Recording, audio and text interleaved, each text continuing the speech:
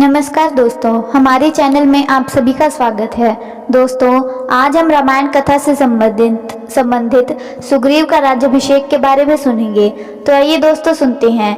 बाली के अंतिम संस्कार से निपटने के बाद हनुमान ने हाथ जोड़कर श्री रामचंद्र जी से निवेदन किया, हे प्रभु, वानरराज सुग्रीव को आपकी कृपा से उनके पूर्वजों का राज्य पुनः प्राप्त हो गया है। यह बहुत कठिन कार्य था, परंतु आपके द्वारा ही पूर्ण हो पाया है। अब आप कृपा करके उनका राज तिलक कर अंगद को युवराज पद प्रदान करें। हनुमान की प्रार्थना सुनकर राम बोले, हनुमान, मैं पिता की आज्ञा का पालन करते हुए वन में निवास कर रहा हूँ, अतः 14 वर्ष की अवधि पूर्ण होने से पहले किसी नगर अथवा ग्राम में जाना मेरे लिए उचित नहीं है। इसलिए तुम लोग सुग्रीव के साथ नगर में जाकर राज्याभिषेक की प्रक्रिया पूर्ण करो। फिर राम ने सुग्रीव से कहा, हे मित्र, तुम लौकिक और शास्त्रीय व्यवहार की ज्ञाता हो, नीतिवान और लोक व्यवहार कुशल हो, इसलिए अपने भतीजे अंगद को युवराज का पद प्रदान करो। वह तुम्हारे ज्येष्ठ भ्राता का पुत्र ही नहीं है, पराक्रमी और वीर भी है। कुछ दिन तुम लोग राज्य में रहकर शासन व्यवस्था को ठीक करो और प्रजा की भलाई में मन लगाओ। श्रावण का महीना आ गया है और वर्षा की ऋतु का आरंभ हो चुका है, अतः 4 मास तक सीता की खोज संभव नहीं है। वर्षा की समाप्ति पर जानकी की खोज कराना। मैं इस अवधि में लक्ष्मण सहित इसी पर्वत पर निवास करूंगा। राम से विदा होकर सुग्रीव किष्किंधा जाकर किष्किंधापुरी की शासन व्यवस्था में व्यस्त हो गए। इस अंतराल में राम और लक्ष्मण के साथ प्रस्तवरण पर्वत पर निवास करने लगे। एक सुरक्षित कंदरा को कुटिया का रूप देकर वे लक्ष्मण से बोले, हे भाई, हम वर्षा ऋतु यहीं व्यतीत करेंगे। वृक्ष आदि से सुशोभित यह पर्वत बहुत सुंदर है। इस गुफा के निकट ही सरिता के प्रवाहित होने के कारण यह स्थान हमारे लिए और भी सुविधाजनक रहेगा। यहाँ से किष्किंधा भी अधिक दूर नहीं है, किंतु इस शांतिप्रद वातावरण में भी जानकी का वियोग मुझे दुखी कर रहा है। उसके बिना मेरे हृदय में भयंकर पीड़ा होती है। इतना कहकर वे शोक में डूब गए। राम को शोक में डूबा देखकर लक्ष्मण बोले, हे वीर, इस प्रकार दुखी होने से कोई लाभ नहीं है। शोक से उत्साह नष्ट होता है और उत्साहहीन हो जाने पर रावण से हम कैसे प्रतिशोध ले सकेंगे। इसलिए आप धैर्य धारण कीजिए। हम रावण को मारकर भाभी को अवश्य मुक्त कराएंगे। केवल कुछ दिनों की बात और है। लक्ष्मण के वचनों ने राम ने अपने हृदय को स्थिर किया और वे प्रकृति की शोभा निहारने लगे। थोड़ी देर तक वे वर्षाकालीन प्राकृतिक दृश्यों का अवलोकन करते रहे। फिर लक्ष्मण से बोले, हे लक्ष्मण, देखो इस वर्षा ऋतु में प्रकृति कितनी सुंदर दिखाई देती है। ये बादल पर्वतों का रूप धारण किए आकाश में दौड़ रहे हैं। इस वर्षा ऋतु में ये बादल अमृत की वर्षा करेंगे।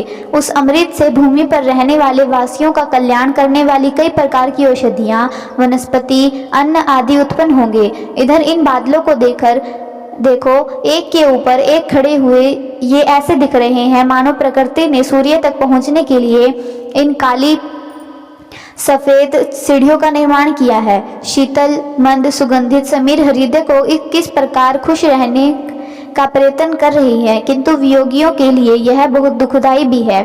उधर पर्वत पर से जो जलधारा बह रही है, उसे देखकर मुझे ऐसा लगता है कि सीता भी मेरे वियोग में इसी प्रकार आंसू बहा रही होगी। इन पर्वतों को देखकर ऐसा लगता है जैसे वर्माचारी बैठे हों। ये काले काले बादल इनकी मृगछालाएं हों, नदी नाले इनके यज्ञोपवीत हो और बादलों की गंभीर गर्जना वेद मंत्रों का पाठ हो। कभी कभी ऐसा मालूम होता है कि ये बादल गरज नहीं रहे हैं, बल्कि बिजली के कोड़ों से दुखी होकर पीड़ा से कहरा रहे हैं। काले बादलों में चमकती हुई बिजली ऐसी लग रही है मानो राक्षस रावण की गोद में बेहोश पड़ी सीता हो। हे लक्ष्मण, जब भी मैं वर्षा के दृश्यों को देखकर अपने मन को बहलाने की कोशिश करता हूँ, तभी मुझे सीता की याद आती है। यह देखो, काले बादलों ने 10 दिशाओं को अपनी काली चादर से इस प्रकार ढक लिया है जैसे मेरे दिल की सारी भावनाओं को सीता के वियोग ने जकड़ लिया है। इस वर्षा ऋतु में राजा लोग अपने शत्रु पर आक्रमण नहीं करते, गृहस्थ लोग घर से परदेश नहीं जाते, घर उनके लिए बहुत प्रिय हो जाता है। राजहंस भीमान सरोवर की ओर चल पड़ते हैं, किंतु मैं एक ऐसा अभागा हूँ, मेरी सीता मुझसे दूर है। मोर अपने प्रियाओं के साथ नृत्य कर रहे हैं। ऐसा प्रतीत होता है कि बगुलों की पंक्तियों से शोभायमान जल से भरे काले बादल मानो किसी लंबी यात्रा पर जा रहे हैं। वे पर्वतों की शिखरों पर विश्राम करते हुए चल रहे हैं। पृथ्वी पर नई नई घास उग आई है और उस पर बिखरी हुई लाल लाल बिच्छू बंटियां ऐसे प्रतीत होती है मानो कोई नवयौवना कामिनी हरे परिधान पर लाल बूटे वाली बेल लगाए लेटी हो। सारी पृथ्वी इस वर्षा के कारण हरी भरी हो गई है। नदियां कल कल नाद करती हुई बह रही हैं। वानर वृक्षों पर अठखेलियों कर रहे हैं। इस सुखद वातावरण में केवल विरह जन प्रसन्न होकर वर्षा की मंद मंद फुहारों में स्नान कर रहे हैं। उधर वह पक्षी पत्तों में अटकी हुई वर्षा की बूंद को चाट रहे हैं। सूखी मिट्टी में सोए हुए मेंढक मेंगों की गर्जना से जागकर ऊपर आ गए हैं और टर टर की गर्जना करते हुए बादलों की गर्जना से स्पर्धा करने लगे हैं। जल की वेगवती धाराओं में निर्मल पर्वत शिखरों से पृथ्वी की ओर दौड़ती हुई सरिताओं की पंक्तियां इस प्रकार बिखर कर बह रही है जैसे किसी के धवल कंठ से मोतियों की माला टूट कर बिखर रही हो। लो, अब पक्षी घोंसले में छिपने लगे हैं, कमल सकुचाने लगे हैं और मालती खिलने लगी है। इससे प्रतीत होता है कि अब शीघ्र ही पृथ्वी पर संध्या की लालिमा बिखर जाएगी। फिर राम निवास छोड़कर बोले, बाली के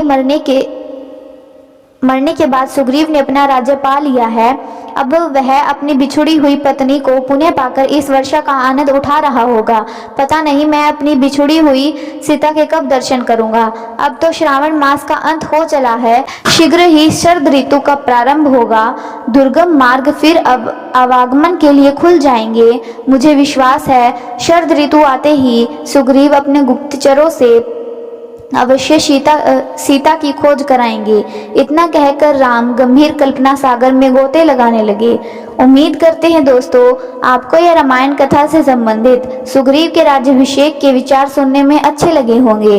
दोस्तों आपको ये विचार सुनने में अच्छे लगे हैं तो कृपया करके चैनल को सब्सक्राइब जरूर करें। इसी के साथ विदा लेते हैं दोस्तों। कल फिर रामायण कथा का इससे अगला भाग लेकर हाजिर होंगे। तब तक सभी दोस्तों को जय श्री राम जी।